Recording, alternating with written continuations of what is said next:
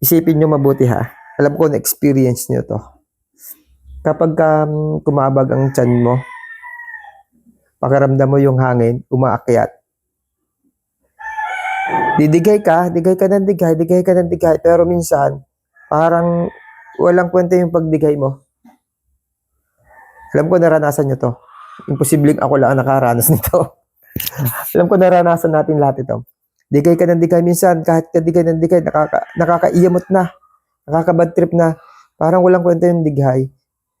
Pag nababad trip ka na kasi pakiramdam mo, umakit pa, lumalampas pa, umakit pa sa ulo yung hangin.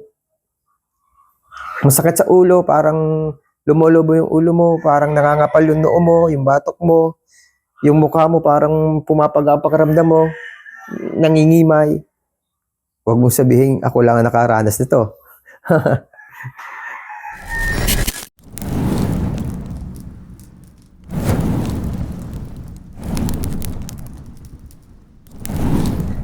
Good morning. Nabasa ko yung message ni Sir June Cabral sa aking PH9, delikado pag maling paggamit sa GERD. Yan. Nag-comment siya. Sabi niya, syempre, good PM idol. Araw-araw kasi nakakaramdam ako ng acid reflux. May ulcer ako, idol. Baka ako nakakasama sa akin ng pag-inom ng PH9 ko. Araw-araw niyang iniinom. Matagal na din pong may sakit, idol, 2013 pa. Last February may nag-umulit-ulit. Baka low acid na ako. Kaya yung anxiety ko di mawala-wala. Salamat po.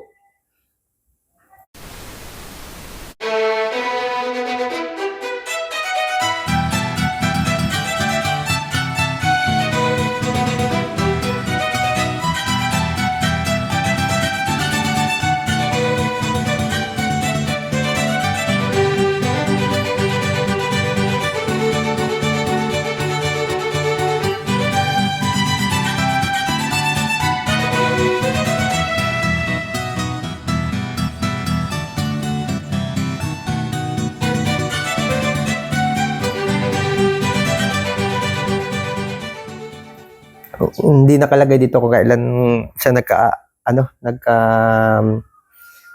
ulcer. 2013 siya nagkaroon ng acid reflux dati. Nag-GERD.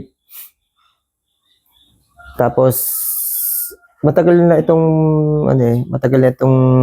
followers ko, si Sir June Cabral, nasasagot ko na rin ito dati sa mga message niya. Yung pag-usapan natin dito, yung PH9 at saka yung anxiety. Hindi ko pa ito nagawa ng video. Ang nagawa ko, low acid, saka yung tungkol sa PH9. Pagbaba. Continuous natin. Kasi yung pag-low acid, tsaka yung pagkakaroon ng anxiety, posible bang mangyari dahil sa PH9? By the way, mga kaibigan, doon sa mga hindi pa nakakapag-subscribe dito sa channel, pakipindot na lang po muna yung subscribe button. At kung may nakita kayong bell, pakipindot na rin po para lagi po kayong updated sa lahat ng video na ginagawa ko. Ako po si Arvin Bagon, isa po akong prevention specialist at bukod doon, matagal po akong nagdaan sa sakit na GERD, anxiety at saka depression. Noong una po, sa mga hindi pa nakakapanood, ginagawa ko yung vlog na to. Ito po ay para maging sandata ako sa paglaban sa anxiety at hindi po ako nagkamali. Nagawa ko po at napatatag po niya ang aking kalooban para labanan ang anxiety.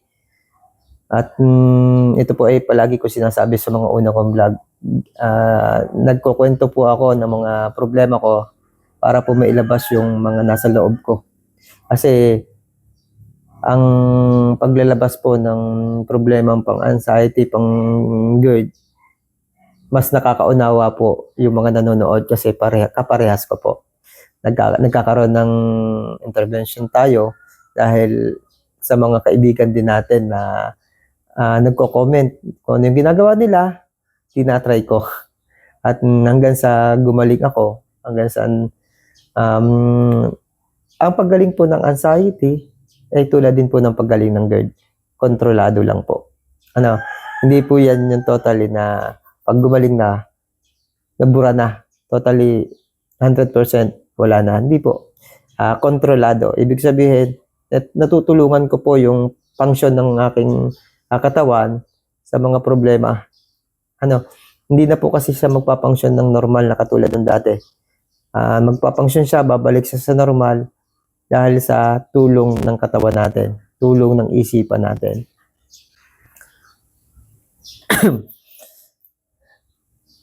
Para sa akin po, ito, para sa akin lang to ha, share lang to eh. Share lang to eh. Para sa akin po, ang PH9 po, malaki po ang dahilan para umatake ang ating anxiety. Tulad sa mga sinabi ko doon sa vlog na ginawa ko about sa low acid at saka PH9, ganun din po. Ang PH9 po kasi, nagpapababa po siya ng pH level. Ang PH9 po isa pong alkaline water. Ngayon po, nagpapababa po siya ng pH level ng ating katawan kapag hyperacidity tayo. Ilalagay po niya yan sa level. Isa din po yan sa mga ginagamit ko. Hanggang ngayon po, gumagamit po ako ng PH9. Hindi po porke ang vlog ko ngayon ay ang dahilan ng pagkakaroon ng atake ng anxiety ay PH9, titigil na ako sa paggamit ng PH9. Ang PH9 po, malaki po ang naitutulong. Actually, kahapon nga, nag-grocery ako, naghanap ako ng PH9 doon sa supermarket na palagi ang kong binibilhan. Abay, wala. Malaking bote, hanggang sa maliit na bote, wala. At ang lakas daw. Ang dami daw bumibili. Wala tuloy ako stock, kundi yung dati may isa pa akong bote. Actually, may malapit naman 7-Eleven dito. Sa 7-Eleven kasi may ibang presyo, syempre. Convenience store yun eh. Meron din sa opisina, malapit din. Sige, pag kailangan ko, sige lang. 24 hours na bukas yan. Pero yung pang-stock ko sa bahay talaga, ay doon ko binibili sa, sa grocery. Kasi mas mura talaga ang grocery. Yun po, tulad ng acid reflux, kapag uminom ka niyan, bababa. Kasi kaya bababa yung acid mo, kasi alkaline nga siya. Dapat kasi, kaya nga PH9 yung pangalan nung ginamit nung company na gumagawa ng tubig na yun. Kasi para maging level, yung PH9 po kasi level yun. Kapag tumaas yung alkaline mo, palagay ko malaki yung problema. Pag tumaas naman yung acid mo, sa palagay ko rin, malaki din yung problema. Kaya kailangan level nasa 9, PH9. Ngayon, ginagamit lang yung PH9, yung alkaline. Nasanay kasi tayo sa PH9 kasi yung ang bote kasi ang laki na nakalagay PH9. hindi nakalagay na malaki yung alkaline water. Alkaline water 'yon, mga idol. Ang alkaline water ginagamit lang 'yan para maging PH9 tayo. Kapag mataas yung acid, hindi siya dapat ginagamit kapag nasa normal yung acid. Pwede mo lang siyang gamitin sa tulad nating may sakit na GERD. Kapag grabing trigger yung alam natin na halimbawa kahapon, ilang araw tayong kapag kumakain ng pagkain trigger, nag-a-acid agad tayo. wag mong hayaan na ganun, ano, pero nagle-level, ano, bumabalik sa level. Mabilis lang naman, reaction ng katawan, yan. Pag ibig sabihin mababa na yung immunity mo, yung immune system mo na kapagka ano, hindi kaya ng katawan mo. Normally, katawan mo kaya yang i-level, ano. Pero kapagka nasosobrang taas sa mga pagkain o kaya trabahong mabigat na hindi sanay yung katawan mo, tataas talaga yung acid mo dahil sa ano sa reaksyon ng katawan. May sakit tayo eh. Aminin natin 'yan. Maging magaling ka na o hindi ka pa magaling. Kaya nga maraming bumasabi, ba't bumabalik? Normal babalik 'yan. Napalakas mo lang yung immunity mo. Pero kahit pag ano kalakas sa immunity mo, merong trigger na mas malakas pa sa immunity mo. Lagi mong tatandaan yan. Kaya nga, yun yung ginagamit kong intervention yung pH 9. Nagpi-pH 9 ako. Pagka ganun. Tapos, dapat alam mo yung alam mo yung atake ng problemang digestion mo. Dapat alam mo yung atake. Kasi ang GERD, may attacking pabaliktad. May attacking low acid. Kaya kaya nadidisgrasya tayo. Tumatagal yung ano natin. Kapit ko na lang yung nakakangimay.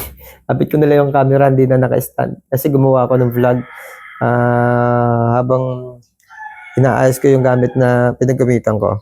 Nakita ko, nabasa ko yung kay Sir June Cabral. Baka dahil may anxiety na siya ay dahil sa page 9. Sige, gawa natin ng kwento.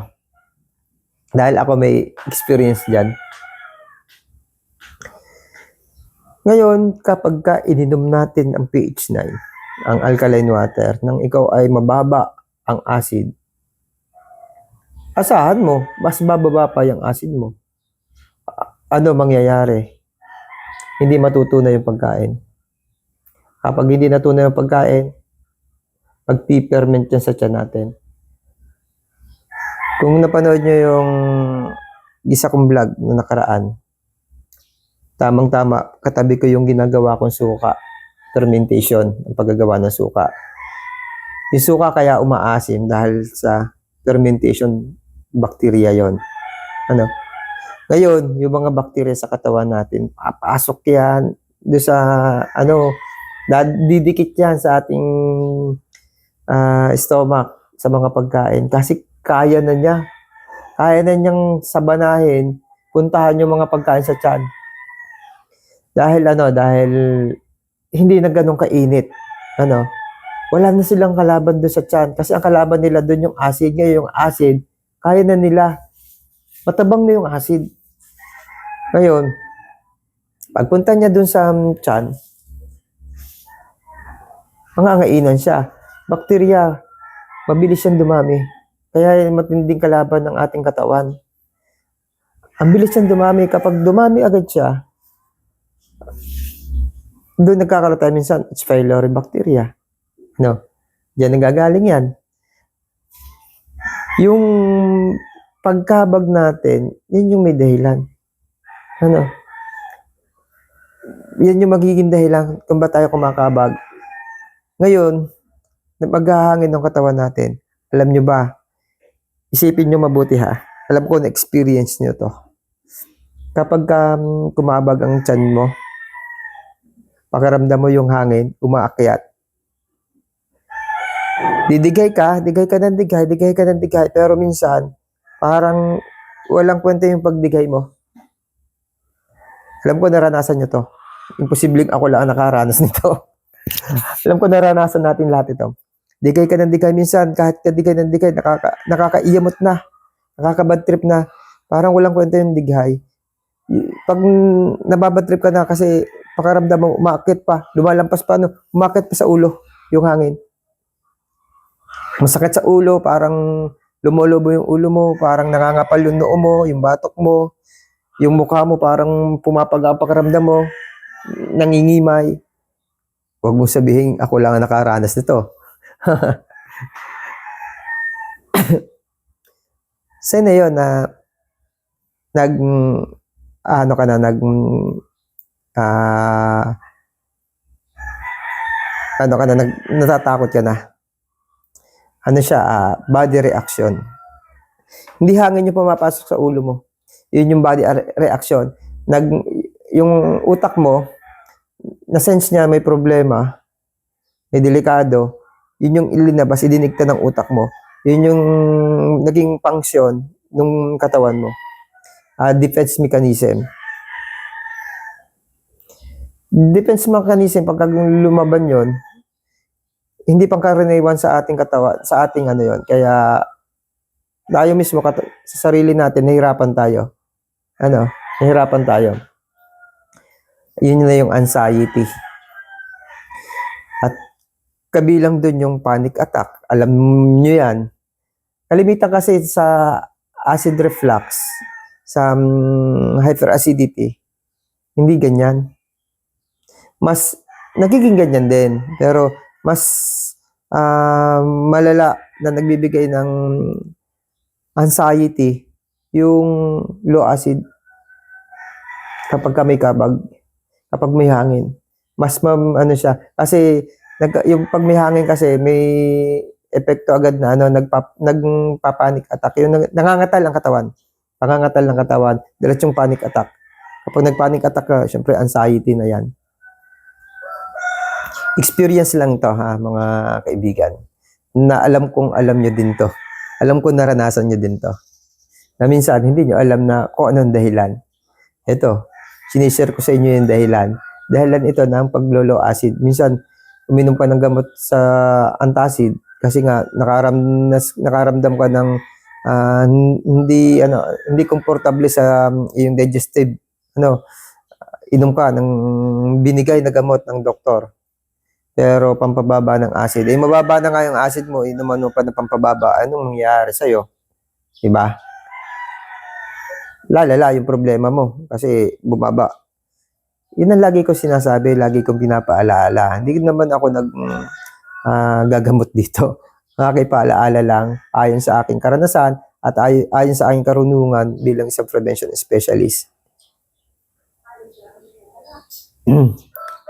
Paano mga kaibigan? Sana nakapaghatid ako ng tamang impormasyon, dagdag impormasyon para sa mga kaibigan natin dito kay Sir June Cabral. May tendency po, hindi ko masasabi 100% na yun ang problema. Naging problema nyo, baka mga low acid. Pero syempre, may share siya na baka yun nga yung naging problema. Makakapagsabi pa rin niya na makakapag-advise pa rin ng lahat para sa atin ay ang doktor na mag-check up sa atin at doktor na magbibigay ng mag-check ng buong Ang doktor nga hindi niya kayang sabihin na titingnan lang tayo na ito yung sakit mo. Hindi, di ba? Instrument pa rin ang ginagamit nila. Hindi sila manghuhula. Walang doktor na manghuhula.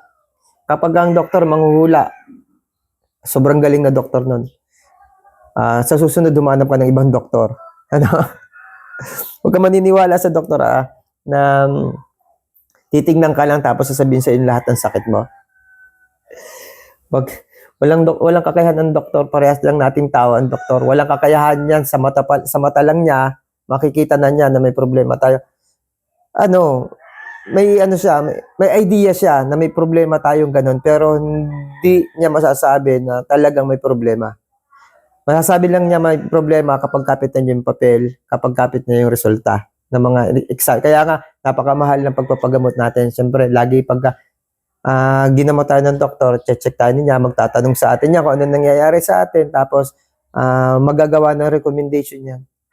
Magpapa-laboratory tayo, madami mga ginagawa natin na yun ang nagpapamahal sa pagpapagamot.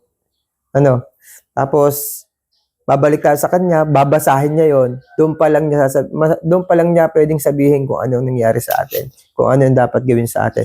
Kasi, yun yung matibay. Paraan para malaman yung problemang pangkalusugan natin. Kaya, doon sa mga mataas sumingil na doktor na napuntahan nyo tapos wala namang ginawa Ano, sa tuwing pupunta kayo, wala namang ibang ginagawa. Ano, kukwentuhin lang kayo, titingnan lang kayo, tapos alam na agad niya. Ginagawa ng doktor yung idea, totoo lang. Ngayon, kapag talagang pabalik-balik tayo sa doktor, talagang pipilitin tayo niya na halimbawa, katulad ng problema natin, magpa-endoscopy, sabi sa'yo, magpa-endoscopy ka, magpa-laboratory ka, pipilitin tayo niyan. Bakit? Kailangan kasi ayaw niya magkamali. Yung kanyang idea, baka iba. Ang perfect lang talaga na na 99% ba o 95%, yung mga machine. Kaya, sorry to say, na marami sa atin, minsan, tayo mismo yung may kagustuhan na hindi gawin yun kasi kulang tayo sa budget. Kaya kung ano yung kaalaman na lang ng doktor, yun na lang yung gagawin niya. Pero wag po ka tayong magagalit sa doktor na baka mali na yung ibinibigay na gamot sa atin kasi hindi naman siya machine na masasabing yun talaga yung problema mo. Hindi naman tayo pwede niyang pilitin. Yung ginagawa lang niya sa atin, recommendation. Kasi kailangan naman tayo pilitin niya. Anong gagawin niya? Ililibre niya tayo. Wala pa naman ako nakita ng doktor na nagpalibre ng ganun. Maraming ang doktor negosyante eh. Paano mga kaibigan? Di kanya-kanyang pag-iingat sa ating sarili. Tapos, kanya-kanyang kaalaman. Dapat talaga marunong ka sa katawan mo. Alam mo yung mga problema mo. Kasi tayo mismo ang makakatulong sa sarili nating sakit.